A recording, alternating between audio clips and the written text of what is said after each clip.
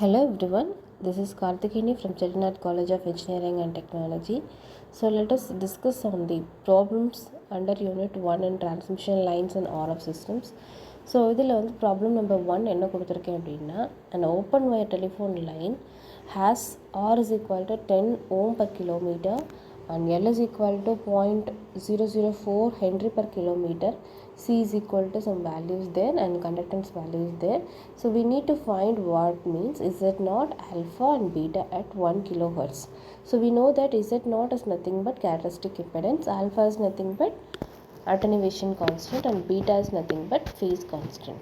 So the data first we need to decide என்னென்ன datas கொடுத்துருக்காங்க அப்படிங்கிறது பாருங்கள். ஃபஸ்ட்டு ப்ரைமரி கான்ஸ்டன்ட் 4மே கொடுத்துட்டாங்க, ரைட்டுங்களா? ஸோ இதிலேருந்து நம்ம Z0 கண்டுபிடிச்சிடலாம். பிகாஸ் Z0க்கு நமக்கு ஃபார்முலா தெரியும், that is square root of Z by Y. So இந்த Z அப்படிங்கிறது என்ன? Series impedance. Y அப்படிங்கிறது என்ன? Shunt admittance.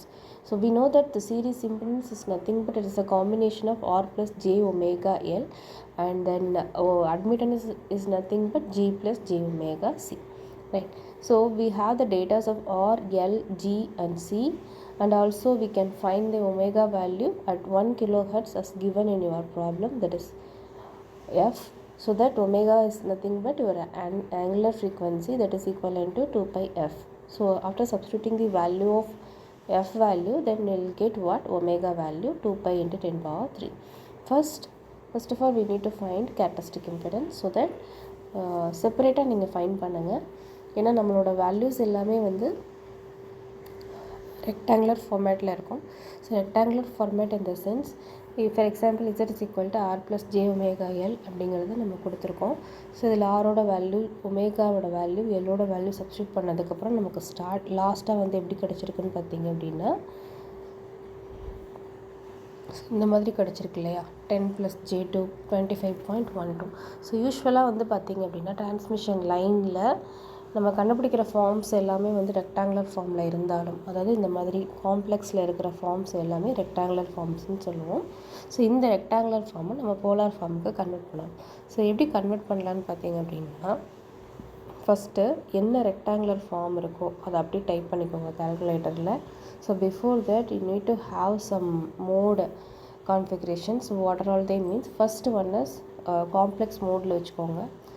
உங்களோட கால்குலேட்டரில் காம்ப்ளெக்ஸ் மோடில் வச்சுட்டு ஃபஸ்ட்டு 10 டைப் பண்ணுங்கள். ப்ளஸ் இந்த 25.12 டைப் பண்ணதுக்கப்புறமா அந்த இஎன்ஜி சிம்பிளுக்கு மேலே ஐ இருக்கும், ஜஸ்ட் இஎன்ஜி மட்டும் ப்ரெஸ் பண்ணுங்கள். உங்களுக்கு 10 + 25.12 ஐன்னு கிடைக்கும். ஸோ இதை நீங்கள் போலாருக்கு மாற்றணும் இல்லையா? அப்போ நீங்கள் என்ன பண்ணுங்கள், ஷிஃப்ட் கொடுத்து உங்களோட கால்குலேட்டரில் போல் ஆஃப்னு இருக்கும். போல் அப்படிங்கிறது போலார் ஃபார்ம், ரைட்டுங்களா?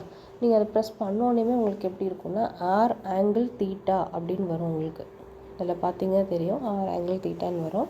ஸோ அதை வந்து கொடுத்தோடனே ஈக்குவல் டு கொடுங்க. ஈக்குவல் டு கொடுத்தீங்க அப்படின்னா உங்களுக்கு வந்து பார்த்திங்கன்னா இந்த 27.04 வருது இல்லையா? ஸோ அந்த வேல்யூ வந்து உங்களுக்கு கிடைக்கும். இந்த 27.04 கிடைக்கும். ஆஃப்டர் தட் வந்து இந்த போலார் ஃபார்ம், இந்த ஆங்கிள் வேணும் அப்படின்னா ஷிஃப்ட் கொடுத்து ஈக்குவல் டு கொடுத்தீங்கன்னா உங்களுக்கு அந்த ஆங்கிள் வேல்யூ கிடச்சிடும். ஸோ நெக்ஸ்ட் அதே மாதிரியே ஒய்யோட வேல்யூவும் ரெக்டாங்குலர் ஃபஸ்ட்டு கண்டுபிடிச்சிட்டு அதுக்கு வந்து நீங்கள் என்ன பண்ணணும், ரெக்டாங்குலர் கண்டுபிடிச்சிருங்க ஃபஸ்ட்டு. ஆஃப்டர் தட் நீங்கள் என்ன கண்டுபிடிக்கணும் அப்படின்னா இந்த ரெக்டாங்குலர் ஃபார்ம்லேருந்து போலார் ஃபார்மை கண்டுபிடிக்கணும். Similar to that, first we need to type the rectangular form. After that give shift pole off and then equal to கொடுத்தீங்கன்னா magnitude value கிடைக்கும். shift equal கொடுத்தீங்கன்னா angle value கிடைக்கும். ஸோ இதிலேருந்து Z0 is equal to Z by Y கொடுக்கணும்.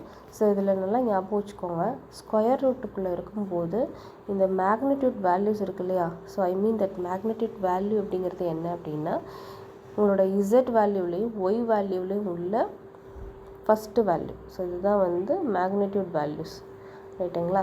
So இது ரெண்டையும் நம்ம நார்மலாக டிவைட் பண்ணி ஸ்கொயர் ரூட் எடுத்து வச்சுருவேங்க, சரிங்களா?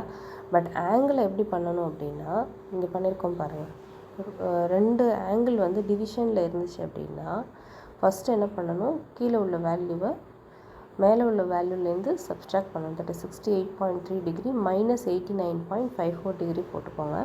ஸ்கொயர் ரூட் இருந்தால் மட்டும் இந்த டிவிஷனில் 2 போடணும், இல்லைன்னா போடாதீங்க. ரைட்டா?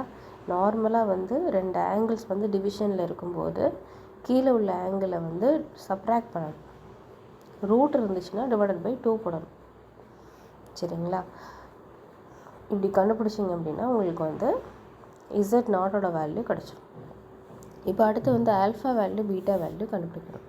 But we have only the values of primary constant. So இந்த ப்ரைமரி கான்ஸ்டண்ட்டையும் நம்மளோட ப்ராபகேஷன் கான்ஸ்டண்ட்டையும் and then attenuation and phase கான்ஸ்டண்ட்டையும் ரிலேட் பண்ணுற டேர்ம்ஸை பாருங்கள். ஸோ எது இந்த எக்ஸ்ப்ரெஷன் தான். ரைட்டுங்களா? இங்கே இருக்கு இல்லையா? ஸோ இது gamma is equal to square root of ZY is equal to alpha plus j beta. So நல்லா ஞாபகம் வச்சுக்கோங்க. கேரக்டரிஸ்டிக் இம்பிடன்ஸ் அப்படின்னா square root of Z by Y. அதே காமா அப்படிங்கிறது தட் இஸ் ப்ராபகேஷன் கான்ஸ்டன்ட்டுங்கிறது square root of Z into Y. So Z is impedance, Y is nothing but admittance. சரிங்களா? So இதை வந்து நம்ம எதுக்கு ஈக்குவேட் பண்ணுவோம் அப்படின்னா ஆல்ஃபா ப்ளஸ் ஜே பீட்டாக்கு ஈக்குவேட் பண்ணி அதுலேருந்து நம்ம என்ன பண்ண போகிறோம், we are going to equate the real part as alpha and the imaginary part as beta. சரிங்களா? ரைட். ஸோ இப்போ வந்து பார்த்திங்க அப்படின்னா இப்போ நம்ம ஆல்ஃபாவோட வேல்யூ பீட்டாவோட வேல்யூ ஃபைண்ட் பண்ணுறதுக்கு ஸ்கொயர் ரூட் ஆஃப் இந்த வேல்யூ இருக்கு இல்லையா, நம்ம ஏற்கனவே நம்ம டிவைட் பண்ணோம், இங்கே ப்ராடக்ட் பண்ணணும். So as I already told you that இந்த 2 வேல்யூஸ் போலார் ஃபார்மில் டிவிஷனில் இருந்துச்சுன்னா மேக்னிடியூட் வேல்யூவை டிவைட் பண்ணுவீங்க, ஆங்கிள் வேல்யூவை சப்ராக்ட் பண்ணி ஸ்கொயர் ரூட்டை வந்து எடுத்து விடுறதுக்கு நம்ம டிவைடட் பை 2 போடுவோம் இல்லையா? அதே மாதிரி மல்டிப்ளிகேஷனில் 2 ஃபார்ம்ஸ் இருந்துச்சு அப்படின்னா இங்கே பாருங்கள் பண்ணியிருக்கோம். ரைட்? என்ன பண்ணணும், ஃபஸ்ட்டு மேக்னிடியூட் வேல்யூஸ் இருக்கு இல்லையா, அது ரெண்டையும் நம்ம ஆஸ் யூஷுவல் ப்ராடக்ட் பண்ணி ஸ்கொயர் ரூட் எடுத்திங்கன்னா இது 36.85 அப்படிங்கிற டேர்ம் வரும். சரிங்களா? அடுத்து ஆங்கிள்குள்ளே என்ன பண்ணணும் அப்படின்னா 2 மல்டிப்ளிகேஷனில் இருக்கும்போது ஆங்கிளை என்ன பண்ணணும், சம் பண்ணணும். ஸ்கொயர் ரூட்டுக்கு டிவைடட் பை 2 போட்டிருக்கேன். சரிங்களா? ஸ்கொயர் ரூட்டுக்கு டிவைடட் பை 2 போட்டிருக்கேன். ஸோ இது போட்டிங்க அப்படின்னா ஆங்கிள் வேல்யூ கிடச்சிரும். ஆனால் நீங்கள் டிரான்ஸ்மிஷன் லைன் எல்லா எக்ஸ்ப்ரெஷனுக்குமே நமக்கு வந்து ஆங்கிள் வேல்யூ மேக்னிடியூட் வேல்யூவில் தான் நம்ம ரெப்ரசன்ட் பண்ணணும். பட் எக்ஸப்ட் உன்னோட ப்ராபகேஷன் கான்ஸ்டன்ட் தவிர. சரிங்களா? ஸோ ப்ராபகேஷன் கான்ஸ்டன்ட் அப்படிங்கிறது அதில் தான் நமக்கு alpha value beta value find பண்ண முடியும். அப்படின்னா நம்ம என்ன பண்ணணும், we need to convert it into rectangular form.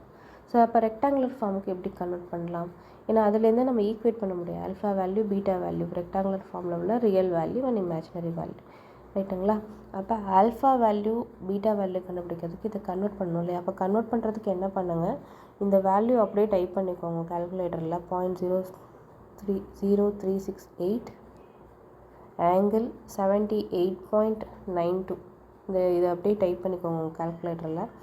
திரும்ப ஷிஃப்ட்டு கொடுத்து ஆர்இசி ஆஃப்னு இருக்கும் உங்களோட கால்குலேட்டரில், அதாவது ரெக்டாங்குலர் ஆஃப்னு அது கொடுத்தோன்னே உங்கள் கால்குலேட்டரில் என்ன டிஸ்பிளே ஆகும் அப்படின்னா A+BIன்னு டிஸ்பிளே ஆகும். சரிங்களா? அதை கொடுத்துட்டு ஈக்குவல் டு கொடுங்க. கொடுத்தோன்னே உங்களுக்கு வந்து இந்த 0.0007 அப்படிங்கிற வேல்யூ கிடைக்கும்.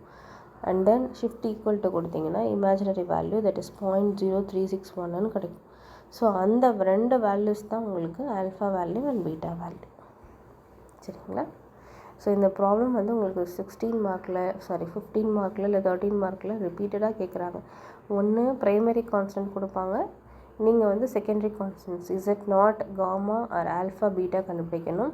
ஆர்எல்ஸ் இசட் நாட்டும் காமாவும் கொடுத்துருவாங்க. ஸோ அதுலேருந்து நீங்கள் என்ன பண்ணணும் அப்படின்னா ஆர்எல்சிஜி அந்த வேல்யூஸ் ஃபைண்ட் பண்ணுற மாதிரி. ஒன்று வந்து என்ன பண்ணணும், இசட் நாட்டும் காமாவும் கொடுத்துருக்காங்க இதில். So we know the expression for z naught and as well as gamma value. So that அதுலேருந்து நீங்கள் என்ன பண்ணுங்கள்,